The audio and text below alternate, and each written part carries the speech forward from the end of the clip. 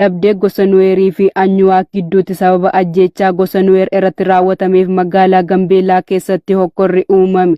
Gabaasa qindaa'eef Jaalbooree Addunyaa. Kaleessa sadaasa 14/2025 mootummaa naannoo Gambeelaa magaalaa Gambeelaa keessatti hokkorri cimaan sababa waldhabdee gosoota Nuweerii fi Anyuwaaq gidduutti uumameen dho'ee jira. Hokkora guddaa dho'ee kanaanis waldhabdee gosa Anyuwaaqii fi Nuweer gidduutti poolisoota federaalaa naannoo isaanii waliin walitti bu'uun hidhattootni biltsiginnaa gosa Nuweer keessaa barattoota 3 rasaasaan rukutanii madeessuu fi hedduu irratti reebicha raawwachuun miidhaa qaamaa qaqqabsiisuun barameera. Hokkorri magaalaa Gambeelaa keessatti kaleessa dhalate kun sababa guyyuma kaleessaa ganama konkolaataan Nuweerotni ittiin deemaa turan irratti naannoo Aboolitti qaamoleen gosa Anyuwaaq ta'uun shakkaman dhukaasa banuun namoota gosa Nuweerii 3 ajjeesanii reeffi isaanii magaalaa Gambeelaatti deebi'ee ta'u maddeen magaalichaa Arraata Biyyoolessa Oromiyaatti himaniiru. Gochaa kanatti kan mufatan gosti Nuweer ajjechaa namoota isaanii irratti raawwatame mormuun barattoonnii fi uummatni waliin qindoomuun mormii dhageessuu eegalan. Mormii fi sagalee sabaa afaan qawween ukkaamsuu kan aadeeffate biltsiginnaan tikstoota isaatti bobbaasuun dhukaasa bal'aa irratti gaggeessaa kan ture yoo ta'u mormiin sagalee dhageessifannaa fi ba'ame gara hokkoraatti jijjiiramuun barattootnii fi uummatni dhagaan poolisoota waliin wal dura dhaabbatanii turan.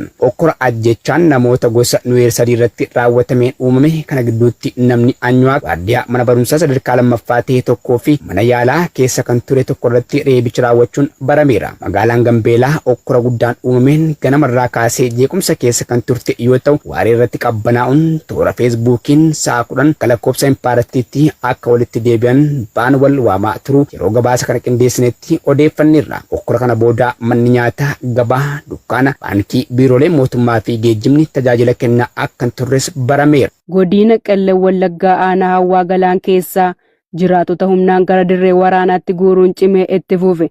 Jaalwabii Biyyee qawween ukkaamsuuf adamsaa jiraachuu jiraattonni Arraata Biyyoolessa Oromiyaatti himaniiru. Gandicha keessatti duulli jiraattota humnaan ukkaamsuu kun haalaan keessatti jabaatee kan jiru yoo ta'u uummanni aanichaas du'a seena maleessa hinduunu jechuun qe'ee fi qabeenya isaa akkasumas hojii idilee isaa irraa dheessuun kallattiilee garaagaraatti jalaa dheessanii jiraachuu addeessaniiru. Akkuma kanaan haadholee fi shamarran qofti qe'ee keessatti kan hafan hoggaa ta'u bitamtoonni murna biltsiginnaaf ergamuun Impaaratti utubuuf ifaajaa oolan kunneen immoo naannicha keessaa dhiirri baqatee jiraachuu sababeeffachuun shamarran baay'inaan 5 ta'an dirqamaan qabanii gara mooraa leenjii sirnichaatti erguu jiraattonni dabaluun eeraniiru. Murni nageenya balaaleffatee afaan qawweetti amanu biltsiginnaan hoomaa waraanaan of ijaaree ergamuuf jecha kutaalee Oromiyaa mara keessatti ilmaan Oromoo saalaa fi umuriin osoo gargar hin baasin jumulaan gara adda waraanaatti ergee irbaata rasaasaa taasisuun barcuma aangoo isaa ittiin tikfachuuf hojjechaa jiraachuun ni beekama. Godina Bunnoo Beddellee aanaa Cawwaaqaa keessatti kaadiroonni waraanni biltsiginnaa saamicha hawaasa irratti raawwatan daranammeessuun barame.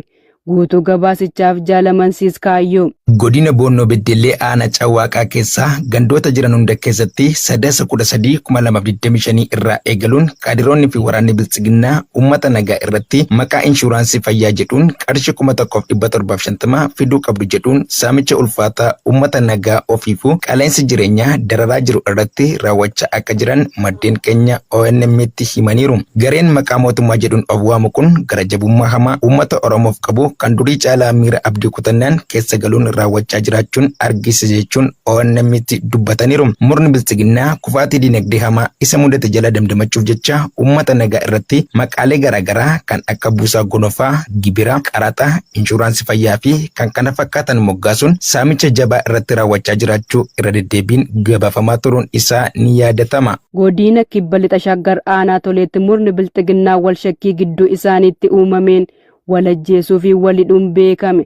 Guutuun gabaasichaa akka taanutti isiniif dhiyaata. Godina Kibba Lixa Shaggar aanaa Tolee ganda Tummee fi Yaayyaa keessatti guyyoota muraasa dura wal shakkii isaan gidduutti uumameen ergamtoonni biltsiginnaa walajjeesuu fi walidhuu keessa beektonni Arraata Biyyoolessa Oromiyaatti himaniiru. Haaluma kanaan wal shakkii isaan gidduutti uumameen itti aanaa bulchaa gandichaa kan ta'e nama maqaan isaa Jamaal Rashid jedhamu irratti tarkaanfii ajjeechaa yoo fudhatan sababa kanaan yoo xiqqaate namoonni 7 shakkamuun hidhaatti akka darbatamanii jiran keessa beektonni eeran. ibsaniiru. Kanumaan wal qabatee loltoonniif kaabinoonni bilxiginnaa mooraa keessa jiran shakkiin guutamuun wal gaarreeffachaa akka jiran maddeen keessoo isaanii ibsaniiru. Maddi rakkinichaas maallaqa uummata nagaa saamanii dhuunfatan qooddachuu irratti kaabinoonniif waraanni sirnichaa wal dhabuu irraa kan eegaledha jechuun maddeen dabaluun addeessaniiru. Loltoonni PP kunneen kaabinoota hidhaa keessa jiran waan isaan quba hin qabneen qoqqoodinsa gidduutti uumuun kaabinoota maqaan isaanii Ashabbirii fi Lammii jedhaman hidhaa irraa baasuun warreen hafan irratti hojjechaa akka jiran beekameera.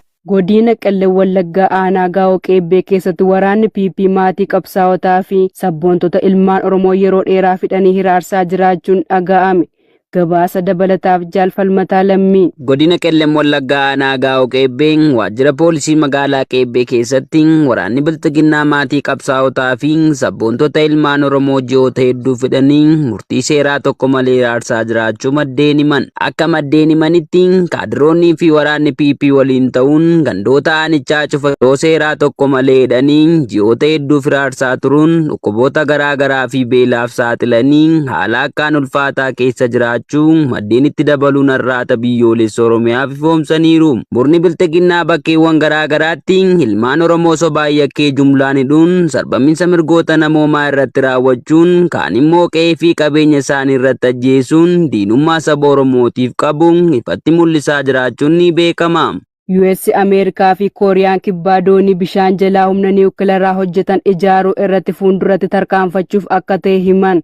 Dabalatasaaf Jaalsabaaf Hawwaa Gaarii. Ameerikaa fi Kooriyaan kibbaa waliigaltee daldalaa damee ijaarsa doonii Ameerikaa irratti investimentii Kooriyaa doolaara biiliyoona 150 of keessaa qabu bal'inaan kan ibsan yoo ta'u, biyyoonni lamaan doonii bishaan jalaa humna niwukilaraa hojjetan ijaaruu irratti gara fuulduraatti tarkaanfachuuf walii galaniiru. Waliigaltee kanaan pirezidaantiin Lee Jae-myung jimaata akka jedhanitti Kooriyaan kibbaa qaama tumsa haaraa Waashingiten waliin ijaarsa doonii sammuu namtolchee fi industirii niwukilaraa irratti taasifteen doonii bishaan jalaa humna niwukilaraa hojjetan akka ijaartu himanii jiru. Ragaan White House baase akka ibsutti Ameerikaan Siyool doonii bishaan jalaa humna niwukilaraan hojjetu akka ijaartu ayyama kan kennite yoo ta'u, Kooriyaan kibbaa ijaarsa doonii doolaara biiliyoona 150 dabalatee damee industirii Ameerikaa irratti doolaara biiliyoona 200 dabalataa akka investi gootu ibseera. Dhaabbanni oduu Kooriyaa kibbaa Yonhap akka jedhetti investimentiin Siyool goote Waashingiten taarifa daldalaa meeshaalee Kooriyaa irratti kaffaltu 25% irraa gara 15%tti gadi buusuun isheef deebii ta'uu